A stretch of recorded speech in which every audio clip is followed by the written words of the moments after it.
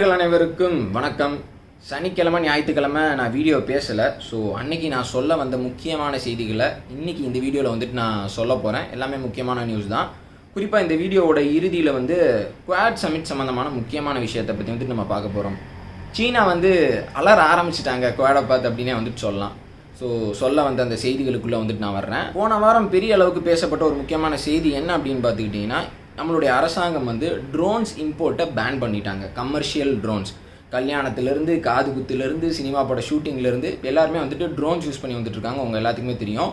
So இந்த சுச்சுவேஷனில் நம்மளுடைய அரசாங்கம் ட்ரோன்ஸ் இம்போர்ட்டை பேன் பண்ணுது. நிறைய பேர் ஒரு ஆச்சரியமான ஒரு விஷயமா பார்த்தாங்க. ட்ரோன்ஸ் பயன்பாடு அதிகரித்து இருக்கு. இந்த நேரத்தில் ஏன் பேன் பண்ணாங்க அப்படின்னு சொல்லிட்டு எல்லாருமே பார்த்தாங்க. ஆனால் பேனுக்கான முக்கியமான நோக்கம் என்ன அப்படின்னு பார்த்துக்கிட்டிங்கன்னா, டொமஸ்டிக் ட்ரோன்ஸ் மேனுஃபேக்சரிங்கை, உள்நாட்டிலேயே நம்ம ட்ரோன்ஸ் தயாரிக்கிறத பெரிய அளவுக்கு ஊக்குவிக்கணும் அப்படின்னு சொல்லிட்டு நம்மளுடைய அரசாங்கம் இந்த முடிவு எடுத்திருக்கிறாங்க. ஸோ இதில் ஒரே கல்ல ரெண்டு மாங்க அப்படின்னே சொல்லலாம். இன்னொரு விஷயம், நல்ல விஷயம் என்ன அப்படின்னு பார்த்துக்கிட்டிங்கன்னா, சீன நிறுவனமான SZDJI Tech அப்படின்ற ஒரு பெரிய நிறுவனம், பெரிய ட்ரோன் மேனுஃபேக்சரிங் கம்பெனி அப்படின்னே சொல்லலாம். ஸோ அந்த நிறுவனம் இனிமேல் இந்தியன் மார்க்கெட்டுக்குள்ளே வர முடியாது. ஏற்கனவே வெஸ்டர்ன் கண்ட்ரீஸ்லேருந்து நிறைய இன்டெலிஜென்ஸ் யூனிட்ஸ் எல்லாம் என்ன சொல்லியிருக்கிறாங்க அப்படின்னா, சீனா அவங்களுடைய ட்ரோன் நிறுவனங்களின் மூலமாக மற்ற நாடுகளை கண்காணிக்கிறாங்க. அந்த இன்ஃபர்மேஷன்லாம் ட்ரோன் மூலமாக சைனாவுக்கு போகுது அப்படின்னு சொல்லியிருக்கிறாங்க. ஸோ இந்த நேரத்தில் பாதுகாப்பு ரீதியிலான ஒரு சிறந்த டிசிஷனை நம்மளுடைய அரசாங்கம் எடுத்துருக்கிறாங்க. இப்போ ட்ரோன் இம்போர்ட் பேன் அப்படின்னா முழுக்க வெளிநாட்டிலேருந்து நம்ம ட்ரோனை இறக்குமதி செய்யக்கூடாது அப்படின்றதெல்லாம் கிடையாது. இந்திய ராணுவம் தேவைன்னா இறக்குமதி பண்ணலாம், அவங்களுடைய விருப்பத்திற்கு ஏற்ற மாதிரி. அது மட்டும் இல்லாமல் ஆராய்ச்சி நிறுவனங்கள் இறக்குமதி பண்ணலாம். ஆனால் கமர்ஷியலாக பொதுமக்கள் இம்போர்ட்டட் ட்ரோன்ஸை யூஸ் பண்ண முடியாது. ஆனால் இப்போ இந்தியன் ஆர்மியே பார்த்துக்கிட்டிங்கன்னா, உள்நாட்டிலேயே தயாரிக்கக்கூடிய சர்வேலன்ஸ் ட்ரோன்ஸை தான் யூஸ் பண்ணி இருக்காங்க. ஐடியா ஃபோர்ஜ் நிறுவனம் தயாரித்த ஸ்விட்ச் டாக்டிக்கல் ட்ரோன்ஸ் தான் யூஸ் பண்ணி இருக்காங்க. ஸோ இப்படி இந்தியாவில் பார்த்துக்கிட்டிங்கன்னா இந்த ட்ரோன்ஸ் மேனுஃபேக்சரிங் அப்படின்றது பெரிய அளவுக்கு பூஸ்டப் ஆகி இருக்கு. கூடிய சீக்கிரம் நம்ம பெரிய அளவுக்கு எக்ஸ்போர்ட் பண்ணுவோம் அப்படின்னே நம்பலாம். 2023, 2024 அந்த நிதியாண்டில் இந்தியாவினுடைய ட்ரோன்ஸ் இண்டஸ்ட்ரி பார்த்துக்கிட்டிங்கன்னா கிட்டத்தட்ட 900 கோடி லெவலுக்கு போயிடும் அப்படின்னு சொல்கிறாங்க. இப்போ அரசாங்கமும் பார்த்துக்கிட்டிங்கன்னா கிட்டத்தட்ட 120 கோடி ரூபாயை ஒதுக்கி இருக்கிறாங்க. எதற்கு அப்படின்னு பார்த்துக்கிட்டிங்கன்னா, ட்ரோன்ஸ் மேனுஃபேக்சரிங் கம்பெனிக்கு இன்சென்டிவ் கொடுக்கணும், ப்ரொடக்ஷன் லிங்க்டு இன்சென்டிவ் ஸ்கீம் அப்படின்னு சொல்கிறாங்க. ஸோ இந்த மாதிரி அரசாங்கம் நிறைய விஷயங்களை செஞ்சு இருக்காங்க. இது எல்லாமே ஒரு பாசிட்டிவான நியூஸ் அப்படின்னே சொல்லலாம். குறிப்பாக இன்டைரக்டாக இந்தியா சைனாவை ஒரு இடத்துல இந்தியாவுக்குள்ளே வர விடாமல் தடுத்துட்டாங்க. அடுத்த முக்கியமான செய்தி என்ன அப்படின்னு பார்த்துக்கிட்டிங்கன்னா, ஒரு பக்கம் எல்லாரும் உக்ரைனுக்கும் ரஷ்யாவுக்கும் இடையில் இருக்கக்கூடிய அந்த பிரச்சனையை பெரிய அளவுக்கு ஃபோக்கஸ் பண்ணி பார்த்து இருக்கிறாங்க. ஆனால் இன்னொரு பக்கம் ஹவுத்தி ரிபல்ஸ் சவுதி அரேபியா மேலேயும் யுனைடெட் அரப் எமிரேட்ஸ் மேலேயும் நடத்தக்கூடிய அந்த தாக்குதலை தீவிரப்படுத்திட்டாங்க. ஒரு காட்டு தீ மாதிரி வேகமாக அந்த பிரச்சனை பெருசாகிட்டே போய்கிட்டு இருக்கு. இந்த நேரத்தில் அமெரிக்கா, பிரான்ஸ் போன்ற சக்தி வாய்ந்த நாடுகள் யாருக்கு இந்த கல்ஃப் நேஷன்ஸுக்கு ஹெல்ப் பண்ணுறதுக்காக அவங்களுடைய படைகளை அனுப்பிச்சி வச்சுட்டு இருக்கிறாங்க. யாருக்கு எதிராக அந்த கல்ஃப் கண்ட்ரிஸ் சண்டை போட்டு இருக்கிறாங்க? ஒரு மிலிட்டன்ட் குரூப் அவங்களுக்கு. ஆனால் இவ்வளோ பெரிய பேக்கப் தேவைப்படுது. ஹவுத்தி ரிபல்ஸ் எந்த அளவுக்கு பயங்கரமான தாக்குதலை சவுதி அரேபியா மேலேயும் யுனைடெட் அரப் எமிரேட்ஸ் மேலேயும் நடத்துவாங்க, நீங்கள் கொஞ்சம் இமேஜின் பண்ணி பாருங்கள். இப்போ ரீசெண்டாக போன வாரம் வியாழக்கிழமை ஹவுத்தி ரிபல்ஸ் ஒரு ட்ரோன் தாக்குதலை சவுதி அரேபியா இன்டர்நேஷனல் ஏர்போர்ட் மேலே நடத்துறதுக்கு முயற்சி பண்ணியிருக்கிறாங்க. எப்படியோ சவுதி அரேபியாவினுடைய இன்டர்செப்டார் மிசைல் அந்த ட்ரோனை சுட்டி வீழ்த்திருச்சு. ஆனாலும் அந்த ட்ரோன்லேருந்து கீழே விழுந்த அந்த பாகங்கள் பார்த்துக்கிட்டிங்கன்னா, அந்த ஏர்போர்ட்டில் இருந்த 12 பேருக்கு பலத்த காயத்தை ஏற்படுத்தியிருக்கு. அதில் அந்த காயம் ஏற்பட்டவங்க பார்த்துக்கிட்டிங்கன்னா இந்தியாவை சேர்ந்தவர்கள், பங்களாதேஷ், அப்புறம் நேபாள், ஸ்ரீலங்கா, எல்லாரும் இங்கேருந்து போய் வேலை செஞ்சுட்டு இருக்கவங்க தானே. இதே மாதிரி போன மாதம் அபுதாபி ஏர்போர்ட் மேலே இந்த ரிபல்ஸ் நடத்தின தாக்குதலில் 3 பேர் உயிரிழந்தாங்க. அதில் 2 பேர் இந்தியன் சிட்டிசன்ஸ், ஒருத்தர் பாகிஸ்தானை சேர்ந்தவர். ஸோ இப்போ இந்த ஹவுத்தி ரிபல்ஸோட தாக்குதல் ரொம்பவே உக்கிரமடைஞ்சிருக்கு அப்படின்ற அந்த காரணத்தினால அமெரிக்கா அவங்களுடைய F-22 ராப்டார்ஸ் ஃபைட்டர் ஜெட்டை இப்போ துபாய்க்கு அனுப்பிச்சிருக்கிறாங்க. எந்த fighter jet? F-22 Raptor, world's most advanced fighter jet அப்படின்னே சொல்லலாம். அந்த ஃபைட்டர் ஜெட் பார்த்துக்கிட்டிங்கன்னா எமிரேட்ஸில் இருக்கக்கூடிய அல் தஃப்ரா ஏர்பேஸில் இருக்கு. அமெரிக்க படைகள் அங்கே தான் இருக்கிறாங்க. கிட்டத்தட்ட 2000க்கும் அதிகமான US சோல்ஜர்ஸ் அந்த பேஸில் இருக்கிறாங்க. அமெரிக்காவினுடைய பேட்ரியாட் ஏர் டிஃபென்ஸ் சிஸ்டமும் அந்த பேஸில் இருக்குது. ஸோ இந்த பேட்ரியாட் ஏர் டிஃபென்ஸ் சிஸ்டமை கூட அமெரிக்கா பல ஆண்டுகளாக பயன்படுத்தவே இல்லை. கல்ஃபில் அவங்க வச்சுருந்தது பயன்படுத்தவே இல்லை. ஆனால் போன மாதம் ஹவுத்தி ரிபல்ஸ் நடத்தின அந்த தாக்குதலை தடுத்து நிறுத்துறதுக்காக ஒரு இன்டர்செப்டார் மிசைலை போன மாதம் அமெரிக்கா ஃபயர் பண்ணி இருந்திருக்கிறாங்க. இன்னொரு பக்கம் பிரான்ஸ் பார்த்துக்கிட்டிங்கன்னா அவங்களுடைய டெக்னீஷியன்ஸ், அப்புறம் ஒரு சில மிலிட்ரி ட்ரூப்ஸ் இப்போது எமிரேட்ஸ்க்கு அனுப்பிச்சி வச்சிருக்கிறாங்க. எமிரேட்ஸினுடைய வான்பரப்பை பாதுகாக்கிற முக்கியமான டாஸ்க்கை இப்போது பிரான்ஸ் பண்ண போகிறாங்க. ஸோ யுனைடெட் அரப் எமிரேட்ஸ் பார்த்துக்கிட்டிங்கன்னா ஒரு பக்கம் சவுத் கொரியா கிட்டேருந்து மிசைல்ஸ் வந்துட்டு வாங்க போகிறாங்க. இன்னொரு பக்கம் இஸ்ரேல் வந்துட்டு அவங்களுக்கு உதவி பண்ணி வந்துட்டு இருக்கிறாங்க. அமெரிக்க உதவி, ஃப்ரான்ஸ் உதவி. ஒரு சின்ன ரிபல் குரூப் எடுத்து தான் வந்துட்டு இவங்க சண்டை போடுறாங்க. ஆனால் துபாய்க்கு எவ்வளோ பெரிய சப்போர்ட் பாருங்கள். அப்போ துபாயில் நிறையா பேர் நிறையா முதலீடு பண்ணி வச்சுருக்கிறாங்க. ஏதோ ஒரு பிரச்சனை வந்தால் கூட நிறைய பேத்துக்கு நிறையா நஷ்டம் ஏற்படும் போல் இருக்குது. இந்த ஹவுதி ரிபல்ஸை பார்த்துக்கிட்டிங்கன்னா பெரும்பாலும் இவங்களை யார் பேக்கப் பண்ணுறாங்க அப்படின்னா ஈரான் தான் வந்துட்டு இவங்களுக்கு பெரிய சப்போர்ட்டை வந்துட்டு கொடுக்குறாங்க. ஆனால் இப்போ ஈரானுக்கும் அமெரிக்காவுக்கும் இடையில் சுமூகமாக பேச்சுவார்த்தை அப்படின்றது போயிட்டுருக்கு. வியன்னா டாக்ஸ் பற்றி வந்துட்டு நம்ம பார்த்தோம். ஸோ ஒரு டீலை வந்துட்டு போட போகிறாங்க. ஸோ அதற்கப்புறம் வந்துட்டு ஈரான் மேலே இருக்கக்கூடிய பொருளாதார தடையும் அமெரிக்கா நீக்க போகிறாங்க அப்படின்ற மாதிரியான செய்திகள்லாம் வந்துருக்குது. நம்ம கூட வந்துட்டு அப்பாடா அப்படின்னு சொல்லிட்டு பெருமூச்சு விடுற அந்த சுச்சுவேஷனுக்கு வந்தோம். ஏன் அப்படின்னா பெட்ரோல் விலை எல்லாமே வந்துட்டு குறையும், எல்லாருமே வந்துட்டு கொஞ்சம் ரிலாக்ஸ் ஆகலாம், பொருளாதாரத்திற்கு தேவையான ஒரு விஷயம்.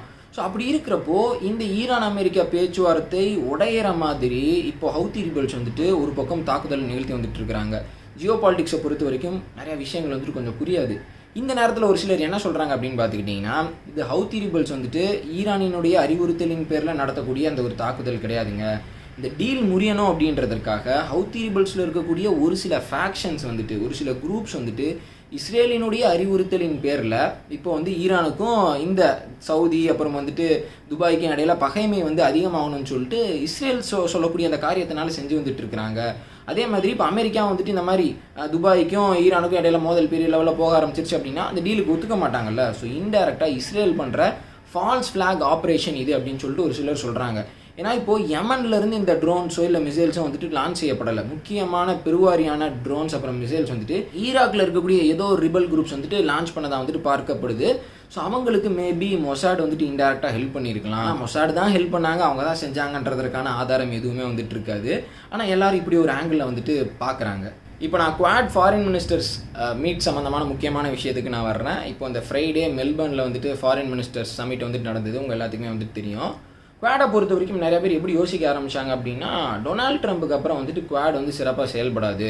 அப்போ மைக் பாம்பியோ அப்படின்னு சொல்லிட்டு ஃபாரின் செக்ரட்டரி இருந்தார். அவர் வந்துட்டு நிறைய விஷயங்களை சிறப்பாக வந்துட்டு முன்னெடுத்தார். ஜோ பைடன் வந்ததுக்கு அப்புறம்லாம் வந்துட்டு எதுவுமே வந்துட்டு ஒழுங்காக செயல்படாதுங்க அப்படின்ற மாதிரி எல்லாம் திங்க் பண்ணிட்டு இருந்தாங்க. ஆகஸ் கூட்டமைப்பு வந்தது. ஸோ அதற்கப்புறம் குவாடினுடைய முக்கியத்துவம் போயிருந்த மாதிரி நிறையா சொல்லி வந்துட்டு இருந்தாங்க. ஆனால் எப்பயும் இல்லாத அளவுக்கு இந்த முறை குவாட் கூட்டணி வந்துட்டு நிறைய முக்கியமான விஷயத்தை வந்துட்டு முன்னெடுத்துருக்கிறாங்க. ஜாயின்ட் ஸ்டேட்மெண்ட்டில் நிறைய முக்கியமான விஷயங்களை சொல்லியிருக்கிறாங்க. வழக்கமாக அமெரிக்கா தான் வந்துட்டு ஒரு ட்ரிகரிங் பாயிண்ட்டாக வந்துட்டு இருப்பாங்க சீனாவை கவுண்டர் பண்ணுறதுக்கு. ஆனால் இப்போ இந்த குவாட் கூட்டமைப்பில் பார்த்துக்கிட்டிங்கன்னா இந்தியா, ஆஸ்திரேலியா, ஜப்பான் ஒவ்வொரு நாடுகளுமே வந்துட்டு பொறுப்பை தானாக முன் வந்து நம்ம வந்துட்டு சீனாவை கவுண்டர் பண்ணுறதுக்கு நிறைய விஷயங்களை செய்யணும் அப்படின்னு சொல்லிட்டு விஷயங்களை செஞ்சு வந்துட்டு இருக்கிறாங்க. ஸோ அமெரிக்காவும் ஹாப்பி, இந்தியாவும் ஹாப்பி, ஜப்பானும் ஹாப்பி, ஆஸ்திரேலியாவும் ஹாப்பி. குவாட் செயல்பட்ட அந்த விதத்தை பார்த்து இப்போ ரீசெண்டாக நடந்த அந்த சம்மிட்டை வச்சு வந்துட்டு நான் சொல்லிட்டு இருக்கிறேன். ஸோ ஜாயின்ட் ஸ்டேட்மெண்ட்டில் அவங்க என்ன சொன்னாங்க அப்படின்றத வந்துட்டு நான் சொல்லிடுறேன். அதனால தான் எதனால் இந்த குவாட் சமிட் வந்துட்டு ஒரு சக்ஸஸ்ஃபுல்லான சமிட்டாக பார்க்கப்படுது அப்படின்றது வந்துட்டு உங்களுக்கு புரியும். ஃபர்ஸ்ட் ஆஃப் ஆல் ஒரு முக்கியமான விஷயத்த சொல்லியிருக்கிறாங்க. என்ன அப்படின்னா, வழக்கமாக வந்து இந்த இன்டர்நேஷ்னல் ஃப்ரீடம் ஆஃப் நேவிகேஷனை வந்துட்டு வலியுறுத்துவாங்க. அதை வந்துட்டு சொல்லிட்டாங்க. அது மட்டும் இல்லாமல் இன்டர்நேஷ்னல் லாஸை வந்துட்டு ஒபே பண்ணணும். இதெல்லாமே சைனாவை இன்டெரக்டாக வந்துட்டு இவங்க பாயிண்ட் அவுட் பண்ணி சொன்னது. அதற்கடுத்து ஒரு முக்கியமான விஷயம் அவங்க சொன்னது என்ன அப்படின்னு பார்த்துக்கிட்டிங்கன்னா, இல்லீகல் அண்ட் அன்ரெகுலேட்டட் ஃபிஷ்ஷிங்கை வந்துட்டு கண்ட்ரோல் பண்ணணும் அப்படின்னு சொல்லிட்டு சொல்லியிருக்கிறாங்க. இல்லீகல் ஃபிஷ்ஷிங் யார் பண்ணிகிட்டு இருக்கிறா அப்படின்னு பார்த்துக்கிட்டிங்கன்னா, அதாவது ஆஃப்ரிக்கன் கோஸ்ட் வரைக்கும் சீனாவினுடைய மீன்பிடி கப்பல்கள் வந்துட்டு இல்லீகலாக அங்கே இருக்கக்கூடிய வளங்களை வந்துட்டு சுரண்டிட்டு இருக்கு. இங்கே பார்த்துக்கிட்டிங்கன்னா குவாதர் போர்ட்டுக்கிட்ட வந்துட்டு சீன மீன்பிடி கப்பல்கள் வந்துட்டு மீன் பிடிச்சிட்டு இருந்தது. ஸ்ரீலங்கா பக்கம் வந்துட்டு மீன் பிடிச்சிட்டு இருக்கிறானுங்க. ஸோ இந்த மாதிரி எல்லா பகுதியிலுமே வந்துட்டு இவனுக்கு புத்திசல் மாதிரி வந்துட்டு பரவி கிடக்கிறானுங்க. ஸோ இந்த இல்லீகல் அண்ட் அன்ரெகுலேட்டட் ஃபிஷ்ஷிங்கை கண்ட்ரோல் பண்ணோம் அப்படின்னு சொல்லிட்டு குவாட் கூட்டமைப்பு வந்துட்டு சொல்லியிருக்கிறாங்க ஜாயின்ட் ஸ்டேட்மெண்ட்டில். இது கண்டிப்பாக சீனாவுக்கு மிகப்பெரிய எரிச்சலை வந்துட்டு ஏற்படுத்தியிருக்கும். ஸோ இந்த இல்லீகல் ஃபிஷிங்கை பார்த்துக்கிட்டிங்கன்னா இந்தியா ஒரு நாடுனால வந்துட்டு கண்ட்ரோல் பண்ணிட முடியாது. இந்தியன் நேவினால் மட்டும் வந்துட்டு கண்ட்ரோல் பண்ணிட முடியாது. இந்தியாவுக்கு வந்துட்டு உதவி தேவை, இந்தியாவுக்கு வந்துட்டு கம்யூனிகேஷன் வந்துட்டு தேவை. இப்போ பார்த்துக்கிட்டிங்கன்னா கிரிபாத்தி அப்படின்ற ஒரு சின்ன ஐலாண்டு, பசிபிக்கில் இருக்கக்கூடிய ஒரு சின்ன ஐலாண்டு, அங்கே வந்து ஒரு 1,00,000 பேர் அவ்வளோதான் வந்துட்டு இருக்கிறாங்க. அந்த ஐலாண்டுக்கு தேவையான மெடிக்கல் எக்யூப்மெண்ட்ஸை வந்துட்டு இந்தியா கொடுத்துருக்குறாங்க. இந்தியா பசிபிக்கில் இருக்கக்கூடிய ஒரு சின்ன ஐலாண்டுக்கு வந்துட்டு உதவிகளை ஷார்ட் டைமில் பண்ணுறது அப்படின்றது சாதாரணமான விஷயம் கிடையாது. இந்தியாவுக்கு ஆஸ்திரேலியா இந்த கிட்ஸ் எல்லாத்தையுமே டெலிவர் பண்ணுறதுக்கு பெரிய அளவு உதவி பண்ணியிருக்கிறாங்க. ஸோ குவாட் அப்படின்றது இப்படி தான் வந்துட்டு செயல்படும். இந்த நேரத்தில் இதே மாதிரியே ஒருங்கிணைஞ்சு இந்த இல்லீகல் ஃபிஷிங்கை வந்துட்டு குவாட் கவுண்டர் பண்ணுறது அப்படின்னு சொல்லிட்டு முடிவு பண்ணியிருக்கிறாங்க. இப்போ பார்த்துக்கிட்டிங்கன்னா அந்த கிரிபாத்தி அப்படின்னு சொல்லிட்டு ஒரு கண்ட்ரி நான் சொன்னேன்ல, அந்த கண்ட்ரிக்கு பெரிய அளவில் இன்ஃப்ராஸ்ட்ரக்சர் ஹெல்ப்பை வந்துட்டு யார் பண்ணணும்னு நினச்சி வந்துட்டு இருந்தாங்கன்னா சைனா பண்ணணும்னு நினச்சி வந்துட்டு இருந்தாங்க. அந்த சின்ன கண்ட்ரியை கூட வாங்கிடலாம் அப்படின்னு சொல்லிட்டு சைனா யோசிச்சு வந்துட்டு இருந்தாங்க. ஏன்னா ஸ்ரீலங்காவே வந்துட்டு அவங்க வாங்கிட்டாங்க, அந்த குட்டி ஐலாண்ட் அவங்களால வாங்க முடியாதா. ஆனால் இந்த நேரத்தில் நேரத்தில் குவாட் வந்து ஸ்பெசிஃபிக்காக அந்த கண்ட்ரியை ஃபோக்கஸ் பண்ணி அந்த கண்ட்ரிக்கு ஹெல்ப் பண்ணியிருக்கிறாங்க. ஸோ இது சீனாவுக்கு மிகப்பெரிய எரிச்சலை ஏற்படுத்தியிருக்கு அப்படின்னு வந்துட்டு சொல்லலாம்.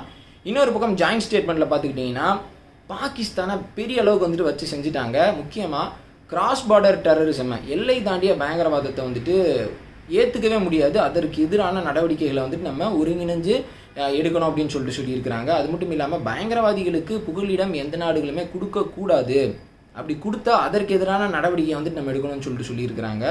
மூணாவது, பயங்கரவாதிகளுக்கு போகக்கூடிய அந்த ஃபைனான்ஷியல் நெட்வொர்க்கை, அந்த நிதி உதவி, அந்த நெட்வொர்க்கை வந்துட்டு தடுத்து நிறுத்தணும் அப்படின்னு சொல்லியிருக்கிறாங்க. இது மூணுமே பாகிஸ்தானை குறி வச்சு சொல்லப்பட்ட அந்த விஷயங்கள்.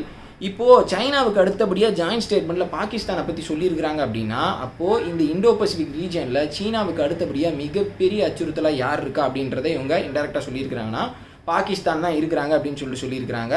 பாகிஸ்தானை இந்த குவாடில், அதாவது இந்த குவாட் அஜெண்டாவில் பாகிஸ்தானை வந்துட்டு இந்தியா சேர்த்துருக்கிறது அப்படின்றது இந்தியாவினுடைய ஒரு டிப்ளமேட்டிக் விக்ட்ரி அப்படின்னே வந்துட்டு சொல்லலாம். அடுத்தபடியாக பார்த்துக்கிட்டிங்கன்னா நார்த் கொரியாவினுடைய ஒரு மோசமான மிசைல் டெஸ்ட் எல்லாமே வந்து இந்த பிராந்தியத்தினுடைய அமைதியை பாதிக்குது அப்படின்னு சொல்லிட்டு நார்த் கொரியாவே வந்துட்டு டைரெக்டாக ப்ளேம் பண்ணியிருக்கிறாங்க. So north Korea, Pakistan, China இந்த 3 நாடுகளாலையும் இந்த இண்டோ பசிபிக் ரீஜனில் அமைதி அப்படின்றது பாதிக்கப்படுது அப்படின்றத வெளிப்படையாக வந்துட்டு சொல்லிட்டாங்க. இந்த 3மே பார்த்துக்கிட்டிங்கன்னா தீய சக்திகள், இந்த 3மே வந்துட்டு கூட்டுக்களவாணிகள். அதாவது தீய சக்திகள்லாம் எப்படி ஒன்றா சேருது பாருங்கள், எல்லா கெட்டவனுங்களும் வந்துட்டு ஒரே கூடாரத்துக்குள்ளே வந்துட்டு வந்துடுறானுங்க. ஸோ இந்த ஸ்டேட்மெண்ட், இந்த ஜாயின்ட் ஸ்டேட்மெண்ட் அப்படின்றது பெரிய அளவுக்கு வரவேற்கப்பட வேண்டிய ஒரு செய்தி. ஸோ இந்த நேரத்தில் சீனா இதை பார்த்து தான் ஸ்டொமக் பேர்ன் ஆகி வயிறு எரிஞ்சு என்ன சொல்ல ஆரம்பிச்சிட்டாங்கன்னா, ரிப்பீட்டடாக குவாட் வந்துட்டு அமைதியை சீர்குலைக்கும், குவாட் வந்துட்டு ஏஷியா நாடுகளுக்கு வந்துட்டு பெரிய அச்சுறுத்தலை ஏற்படுத்தும் அப்படின்னு சொல்லிட்டு சிங்கப்பூர், மலேசியா, அப்புறம் வந்துட்டு ஸ்ரீலங்கா உட்பட நிறைய நாடுகள்கிட்ட வந்துட்டு குவாட்னால் ஆபத்து வரும் அப்படின்னு சொல்லிட்டு ஒரு பெரிய பிரச்சாரத்தை பெரிய அளவுக்கு பணம் செலவு பண்ணி வந்துட்டு சீனா செய்ய ஆரம்பிச்சிட்டாங்க. ஸோ இந்த நேரத்தில் இந்த ஏஷியன் நேஷன்ஸ் வந்துட்டு தாய்லாந்துலேருந்து எல்லா சின்ன சின்ன நாடுகளும் வந்து குவாடை பற்றி வந்துட்டு ரொம்ப க்ளோஸாக வந்துட்டு பார்க்க ஆரம்பிச்சிட்டாங்க. ஸோ வரப்போகிற காலங்களில் குவாட் வந்துட்டு எக்ஸ்பேண்ட் ஆகுமே, ஆனால் நேட்டோ மாதிரி ஒரு சக்தி வாய்ந்த ஒரு கூட்டணியாக இண்டோ பசிபிக் ரீஜனில் குவாட் வரும் அப்படின்றதுல எந்த டவுட்டுமே இல்லை. ஸோ அதை பார்த்து தான் வந்துட்டு சைனா பயப்படுறாங்க. போஸ்ட் குவாட் வந்துட்டு எக்ஸ்பேண்ட் ஆச்சு அப்படின்னா அதில் தாய்லாண்டோ இல்லை ஏஷியானில் இருக்கக்கூடிய ஏதோ ஒரு கண்ட்ரியோ சேர்ந்தாங்க அப்படின்னா அது சீனாவுக்கு மிகப்பெரிய பின்னடைவு. ஸோ இப்போ அந்த வேலையில் தான் வந்துட்டு குவாட் வந்து ஒர்க் பண்ணி வந்துட்டு இருக்கிறாங்க. அடுத்து எந்த கண்ட்ரியை சேர்க்கலாம் அப்படின்னு சொல்லிட்டு இப்போதைக்கு எந்த ஏஷியன் கண்ட்ரியுமே வந்து பார்த்துக்கிட்டிங்கன்னா குவாடில் இணைய போகிறது கிடையாது. சீனாவினுடைய பகைமையை வந்துட்டு அவங்க சம்பாதிக்கணும்னு நினைக்க மாட்டாங்க. ஆனால் எதிர்காலத்தில் கண்டிப்பாக என்னைக்காவது ஒரு நாள் இந்த விஷயம் வந்துட்டு நடக்கும். அடுத்து இந்த குவாட் சமிட்லேயே அவங்க டிஸ்கஸ் பண்ண முக்கியமான விஷயம் என்ன அப்படின்னு பார்த்துக்கிட்டிங்கன்னா, மியான்மரில் வந்துட்டு டெமோக்ரஸி திருப்பி வரணும், அதற்கான நடவடிக்கைகளை வந்துட்டு நம்ம செய்யணும் அப்படின்னு சொல்லிட்டு ஒரு பெரிய விஷயத்தை அவங்க டிஸ்கஸ் பண்ணியிருக்கிறாங்க. ஜாயின்ட் ஸ்டேட்மெண்ட்லேயும் சொல்லியிருக்கிறாங்க. ஆனால் மியான்மர் மேலே பொருளாதார தடை போடணும் அப்படின்றத வந்துட்டு இவங்க சொல்லலை. மற்ற 3 நாடுகளும், அமெரிக்கா, அப்புறம் வந்துட்டு ஆஸ்திரேலியா, ஜப்பான் 3 நாடுகளுமே மியான்மர் மேலே பொருளாதார தடை போடணும் அப்படின்னு சொல்லிட்டு இந்தியா கிட்ட பெரிய அளவுக்கு வந்துட்டு அறிவுறுத்தி இருக்கிறாங்க. ஆனால் இந்தியா வந்துட்டு இல்லை மியான்மர் மேலே பொருளாதார தடை இந்த சுச்சுவேஷனில் போட்டால் சீனா பெரிய அளவுக்கு மியான்மருக்குள்ளே வந்துட்டு வர ஆரம்பிச்சிருவாங்க. ஸோ அதனால் நாங்கள் அதுக்கு வந்துட்டு சப்போர்ட் பண்ண மாட்டோம், எங்களுக்கு மியான்மர் ஆர்மியினுடைய உதவி தேவை. ஏன்னா நார்த் ஈஸ்டர்ன் ஸ்டேட்ஸில் இன்சர்ஜென்சியை, பிரிவினவாதத்தை கண்ட்ரோல் பண்ணுறதுக்கு மியான்மர் ஆர்மி வந்துட்டு எங்களுக்கு கொஞ்சம் ஹெல்ப் பண்ணி வந்துட்டு இருக்காங்கன்னு சொல்லி இந்தியா சொல்லிட்டாங்க. ஸோ அந்த ஸ்டேட்மெண்ட் வந்து பார்த்துக்கிட்டிங்கன்னா மற்ற 3 நாடுகளுக்கும் கொஞ்சம் ஷாக்கு தான். அதனால ஜாயின்ட் ஸ்டேட்மெண்ட்டில் கூட்டறிக்கையில் மியான்மர் மேலே பொருளாதார தடை போடணும் அப்படின்னு சொல்லிட்டு எந்த விஷயத்தையுமே அவங்க சொல்லலை. ஸோ இது அடுத்து ரொம்ப ஒரு முக்கியமான விஷயம். இப்போது சீனா வந்து தொடர்ச்சியாக குவாட் சம்மந்தமாக பேசி வந்துகிட்டே இருந்தாங்க. இந்த வாரம் ஃபுல்லாக வந்துட்டு பேசி வந்துட்டு இருந்தாங்க. அந்த சமயத்தில் முக்கியமான நேரத்தில் சனிக்கிழமை நம்மளுடைய ஃபாரின் மினிஸ்டர் ஜெய்சங்கர் வந்துட்டு ஒரு ஸ்டேட்மெண்ட் சீனாவை டைரெக்டாகவே பயங்கரமாக என்ன சொல்லிட்டார் அப்படின்னு பார்த்துக்கிட்டிங்கன்னா, சீனா வந்து லைன் ஆஃப் ஆக்சுவல் கண்ட்ரோலில் பெரிய பிரச்சனையை செஞ்சு வந்துட்டு இருக்கிறாங்க. இப்போ இருக்கக்கூடிய அந்த பிரச்சனைக்கு முக்கியமான காரணமே, நடந்து வந்துட்டு இருக்கக்கூடிய பிரச்சனைக்கு காரணமே, சீனா வந்து ரிட்டர்ன் அக்ரிமெண்ட் எதையுமே வந்துட்டு ஃபாலோ பண்ணல, எல்லாத்தையுமே காற்றுல தூக்கி வீசிட்டாங்க அப்படின்ற மாதிரி வந்துட்டு அவர் சொல்லியிருக்கிறாரு. ஸோ இவ்வளோ பெரிய ஒரு நாடு, ஒரு முக்கியமாக ஏஷியாவில் இருக்கக்கூடிய ஒரு முக்கியமான ஒரு நாடு ரிட்டர்ன் அக்ரிமெண்ட்ஸுக்கு வந்துட்டு மதிப்பளிக்கலை அப்படின்னா அது உலகத்துக்கே ஆபத்து அப்படின்னு சொல்லிட்டு ஒரு பெரிய குண்டை தூக்கி வந்துட்டு போட்டார். அது உண்மைதான். ஸோ இந்த விஷயங்கள் எல்லாமே வந்துட்டு சீனாவுக்கு மிகப்பெரிய எரிச்சலை ஏற்படுத்தியிருக்கோம். கூடிய சீக்கிரம் இதற்கு வந்துட்டு அவங்க ஒரு பதில் சொல்லுவாங்க. இப்போ இந்தியாவிற்கு, குவாடுக்கு, அமெரிக்காவுக்கு எல்லாருக்குமே ஒரு முக்கியமான டாஸ்க் என்ன அப்படின்னு பார்த்துக்கிட்டிங்கன்னா, சவுத் ஈஸ்ட் ஏஷியன் கண்ட்ரிஸை சீனாவுக்கு எதிராக வந்துட்டு திருப்பணும். குவாடில் இன்னும் நிறைய மெம்பர் கண்ட்ரிஸை வந்துட்டு கொண்டு வந்தால் கண்டிப்பாக சீனாவுக்கு அது ஒரு பெரிய பின்னடைவாக போய் முடியும் அப்படின்னு வந்துட்டு சொல்லலாம். நிறைய இடத்துல இந்த குவாட் கூட்டமைப்பு வந்துட்டு இன்ஃப்ராஸ்ட்ரக்சர் ப்ராஜெக்டையும் முன்னெடுக்கிற அந்த ஒரு பிளானில் இருக்கிறாங்க. ஸோ அதனால சீனாவுக்கு வரப்போகிற காலங்களில் சவால்கள் நிறையா இருக்குது. சீனா தான் அது எல்லாத்தையுமே வந்துட்டு சம்பாரிச்சுக்கிறாங்க. அது எல்லாத்தையுமே நம்ம சித்துமோகன் சேனலில் வந்துட்டு நம்ம பேசிடலாம். ஸோ அது வரைக்கும் சேனலோட இணைஞ்சிருங்க. சப்ஸ்கிரைப் பண்ணாதவங்க மறக்காமல் சப்ஸ்கிரைப் பண்ணி பெல் ஐக்கானே கிளிக் பண்ணிக்கோங்க. வீடியோ பார்த்தமைக்கு ரொம்ப நன்றி. ஜெய் ஹிந்த்.